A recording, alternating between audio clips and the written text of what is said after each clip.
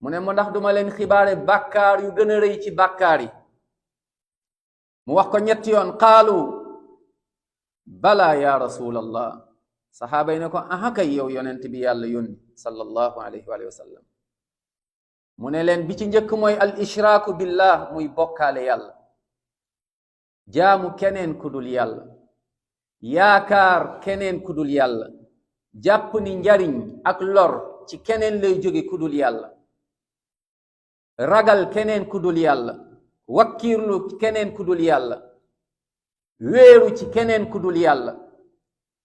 jàpp ni lor ak njariñ ci mbindeef la nekk nit kuy génn këram jël ndox tuur ko ci buntu këram nee na ndax ndox mi daf may protéger jàpp na ni protection ci ndox mi la nekk mu ngi bokkaale borom bi subhanahu wa taala nit ki di jaay nekk ci magasin jël ndox wala jël ay mbir daal di ko ciy wis ne non su ma wisul lii rek du ma am client